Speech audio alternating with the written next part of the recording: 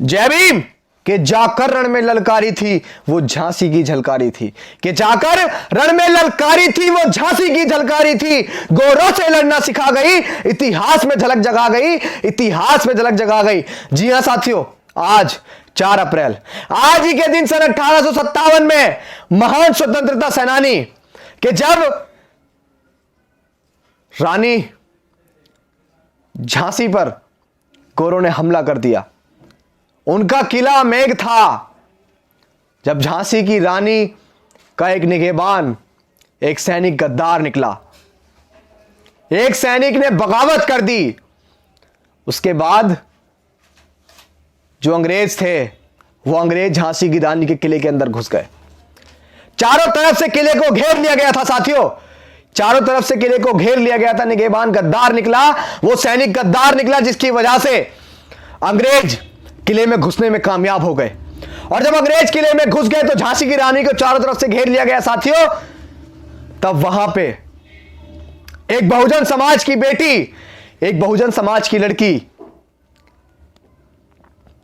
जो बिल्कुल हूबहू सजकर संवरकर झांसी की रानी की तरह लगती थी, उसने झांसी की रानी से कहा कि रानी आप जाइए, आप निकलिए संभाल कर, अंग्रेजों का, गोरों का सामना मैं करती हूं। जब चारों तरफ से किले को घेर लिया गया, रानी लक्ष्मीबाई को जब घेर लिया गया, तो उसके बाद वहां पे रानी लक्ष्मीबाई से यह बोला गया, एक लड़की ने, एक बहुजन समाज की बेटी ने, जिसको इतिहास के पन्नों से गायब किया गया, जिसको इतिहास टटोलते गए, लेकिन हमें इतिहास के पन्नों में कभी पढ़ाया नहीं गया कि 1857 में जब रानी लक्ष्मीबाई के किले पर हमला हुआ तो किसने अंग्रेजों से लड़ाई लड़ी, ये बात हमें नहीं बताई गई। बहुजन समाज को हमेशा उसके इतिहास से वंचित रखा गया ताकि वो अपने इतिहास को पढ़कर मजबूत ना हो जाए। साथियों, जो हूबहू रानी लक्ष्मीबाई की तरह लगती थी, जिनका नाम था महान स्वतंत्रता सेनानी झलकारी बाई। झलकारी बाई का जन्म उत्तर प्रदेश के झांसी में एक कोली परिवार में हुआ था। पिता फौज में थे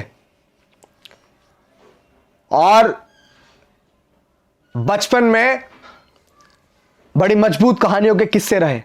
एक बार जंगल में लकड़ी तोड़ने गई थी तो वहां पर एक बाघ से लड़ाई हो गई और उस बाघ को निपटा दिया साथियों। बहुत छोटी सी उम्र थी। मैं आप सभी को एक कहानी इसलिए बता रहा हूं कि बहुजन समाज को उसके इतिहास से वंचित रखा गया।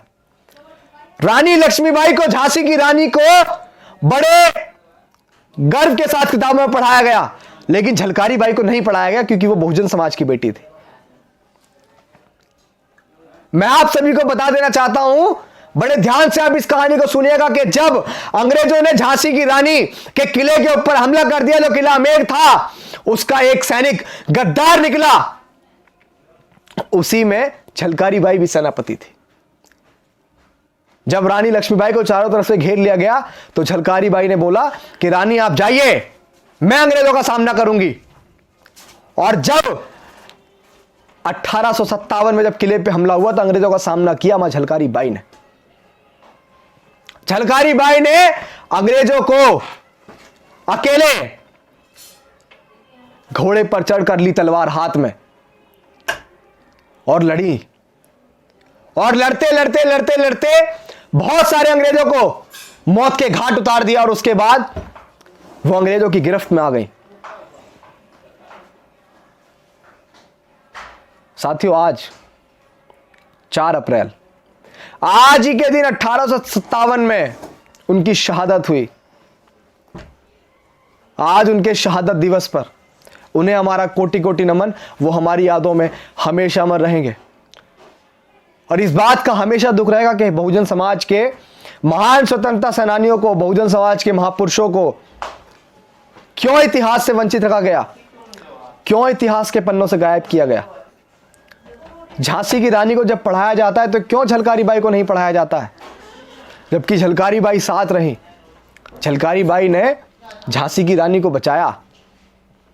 क्यों क्यों वंचित रखा गया? जब माननीय काशीराम साहब समाज को जोड़ रहे थे तो उसके बाद उन्होंने समाज को, इतिहास को टटोलकर यह बात समाज को बताई। इस बात का दुख हमेशा रहेगा कि क्यों बहुजन समाज को उनके महापुरुषों के इतिहास से वंचित रखा गया। साथियों, आज आपको समझना पड़ेगा, आज आपको अपने महापुरुषों को पढ़ना पड़ेगा, अपने इतिहास को जानना पड़ेगा और अपने बच्चों को, नौजवानों को आपको वो इतिहास बताना पड़ेगा, आने वाली पीढ़ियों को वो इतिहास बताना पड़ेगा। झांसी की रानी के साथ झलकारी बाई को भी पढ़ाना पड़ेगा, आपको पढ़ाना पड़ेगा। साथियों, कोई और पढ़ाने नहीं आएगा, कोई और पढ़ाने नहीं आएगा, कोई और पढ़ाने नहीं आएगा। एक बार फिर से 4 अप्रैल 1857 महान स्वतंत्रता सेनानी झलकारी बाई की शहादत दिवस पर उन्हें हमारा कोटि कोटि नमन। वो हमारी यादों में हमेशा अमर रहेंगी।